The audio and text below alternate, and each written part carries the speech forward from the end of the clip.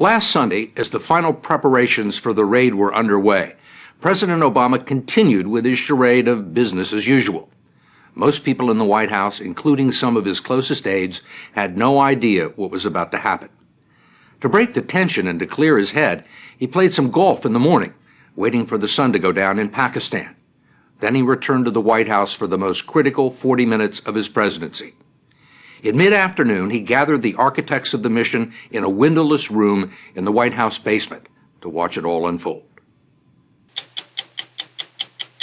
The story will continue in a moment. I want to go to the Situation Room. Yeah. What was the mood? Tense. People talking? Yeah, but doing a lot of listening as well, because we were able to monitor the situation in real time, getting reports back from Bill McCraven, the head of our Special Forces operations, as well as Leon Panetta. There were big chunks of time in which all we were doing was just waiting. And it was the longest 40 minutes of my life, with the possible exception of when Sasha got meningitis when she was 3 months old, and I was waiting for the doctor to tell me that she was all right. It was a very tense situation. Were you nervous? Yes. What could you see? We were monitoring the situation, and we knew as the events unfolded what was happening in and around the compound, but we could not get information clearly about what was happening inside the compound. Right. And that went on for a long time. Could you hear gunfire? We had a sense of when gunfire and explosions took place. Flashes. Yeah. And we also knew when one of the helicopters went down in a way that wasn't according to plan. And as you might imagine, that made us more tense. So it got off to a bad start.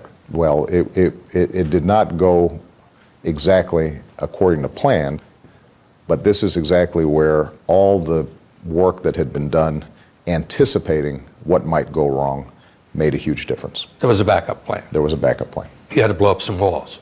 We had to blow up some walls. When was the first indication that you had found the right place, that bin Laden was in there?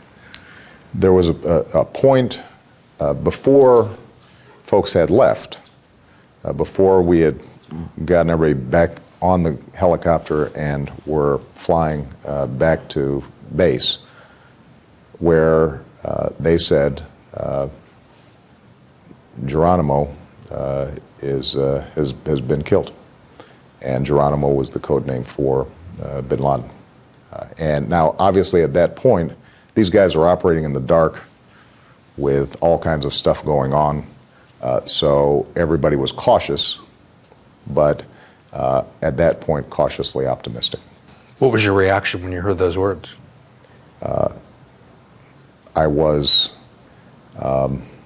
relieved, and I wanted to make sure those guys got over the Pakistan border and landed safely. And I think deeply proud and deeply satisfied of my team. When did you start to feel comfortable that bin Laden had been killed? When they landed, we had very strong confirmation at that point that it was him. Photographs had been taken. Facial analysis indicated that, in fact, it was him. We hadn't yet done DNA testing, but at that point we were 95% sure. Did you see the pictures? Yes. What was your reaction when you saw them? It was him. Why haven't you released them? You know, we discussed this internally. Keep in mind that we are absolutely certain this was him. We've done DNA sampling and testing.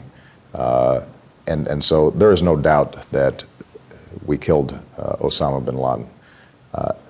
It is important for us to make sure that very graphic photos of somebody who was shot in the head are not floating around as an incitement to additional violence, as a propaganda tool. That's not who we are. We don't trot out this stuff as trophies. The fact of the matter is this was somebody who was deserving of the justice that he received. And I think Americans and people around the world are glad that he's gone. But we don't need to spike the football.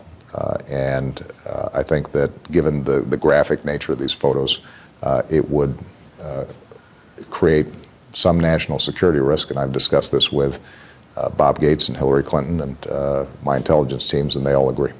There are people in Pakistan, for example, who say, look, this is all a lie. This is another American trick. Osama's not dead. There's no doubt that bin Laden is dead. Certainly there's no doubt among al-Qaeda members that he's dead. And so we don't think that a photograph in and of itself is going to make any difference. There are going to be some folks who deny it. The fact of the matter is you will not see bin Laden walking on this earth again. Was it your decision to bury him at sea? It was a joint decision. We thought it was important to think through ahead of time how we would dispose of the body if he were killed in the compound. And I think that what we tried to do was consulting with experts in Islamic law and ritual to find something that was appropriate, that was respectful of the body.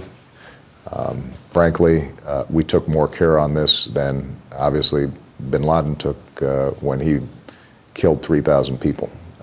He didn't have much regard for how they were treated and desecrated. But that, again, is something that makes us different. When the mission was over and you walked out of the Situation Room, yeah. What did you do? What was the first thing you did? I think I walked up with my team, and I just said, we got him. Good job. The White House released video that captured the mood as aides and congressional leaders were given the news. The reason I'm calling is to tell you we killed. I'm starting to get a buzz. We killed him. And the president thanked cabinet members and advisors after Sunday night's speech. Good job, National Security Team. Thank you for that. Yeah, I'm proud of it. You guys did a great job. They did. It was a moment of great pride for me to see our capacity as a nation to execute something this difficult this well. In a moment, President Obama talks about our allies in Pakistan, why he chose not to tell them about the mission, and where we go from here now that bin Laden is dead.